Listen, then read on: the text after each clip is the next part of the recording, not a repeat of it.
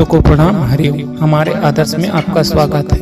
आज का कथा उन लोगों के लिए खास है जो 16 सोमवार संकट सोमवार का व्रत रखते हैं तथा उन लोगों के लिए भी खास है जो भगवान शिव पूजा करते हैं। आइए जानते हैं महाराज के द्वारा कि 16 सोमवार का व्रत रखने वाले को इन विशेष बातों का ध्यान रखना आवश्यक है।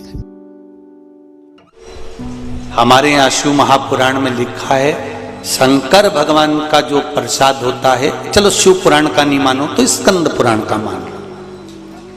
16 सोमवार संकट सोमवार आप में से किसी ने करें?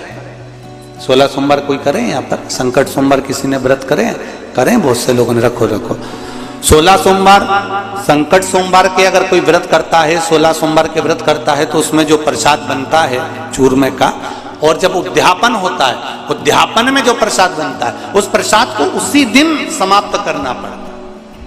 उसी दिन रात भर शिव का प्रसाद नहीं रखा था।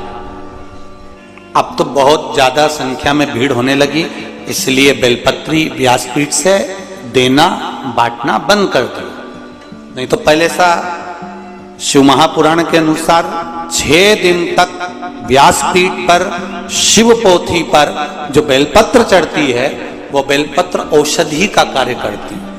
7वें दिन जो बेलपत्र चढ़ती है वो कुबेर भंडार का कार्य करती है। ये शिव महापुराण में आपने कई बार सुना हो।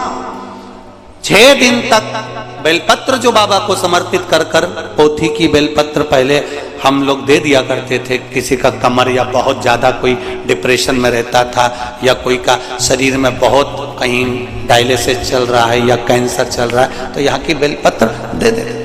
अब इतना भीड़ होने लगा तो बेलपत्र आपको नहीं दे पाता। और हम जब व्यासपीठ से बेलपत्र देते थे तो हम एक बात जरूर कहते थे कि इस बेलपत्री को रात भर नहीं रखना, आप रात से पहले इसको प्रसाद के रूप में जो लेकर गया है वो चबा कर उसको खा ले। ये हमने पहले की कथाओं में आपने सुना होगा। किस किस ने सुना है सबने? तो पहले की कथा में आप लोगों ने श्रवण किया होगा। हम कहते थे इसको रात भर नहीं रखना, इसको पूरा चबा कर खा लेना। उसका तत्व, क्योंकि जैसे जैसे रात्रि बढ़ती चली जाती है, जैसे जैसे रात्रि का क्रम बढ़ते चले जाता है, भगवान शंकर का जो प्रसाद होता है उस प्रसाद पर भगवान शंकर के गणों का हिस्सा प्रारंभ हो जाता है।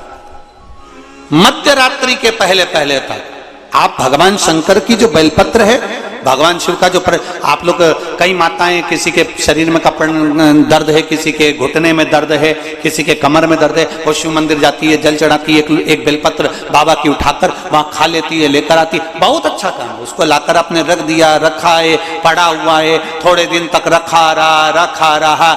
केवल शिव महापुराण की कथा ऐसी है जिसके अंतर्गत शास्त्र वर्णन करता है कि जो प्रसाद आपने शिव जी का लेकर आए हो उसको रात्रि के मध्य से पहले उसको पूर्ण तरह से समर्पित कर दो। नहीं तो कई बार हम बड़े बड़े मंदिर जाते हैं, वहां से बहुत सारा प्रसाद लेकर आ जाते हैं। लेकर तो हम आ गए।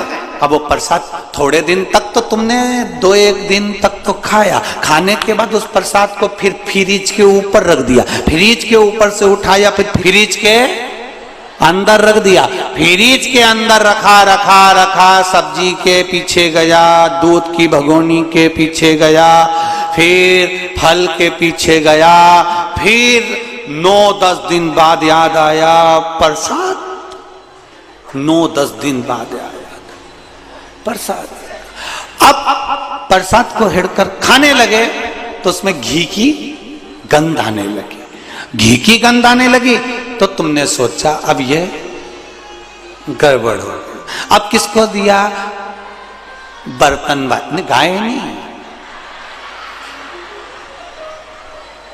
तुम इतनी जल्दी गाय को दे दोगी? हो गया कल्याण। बर्तन वाली को, सफाई वाली को। सुन,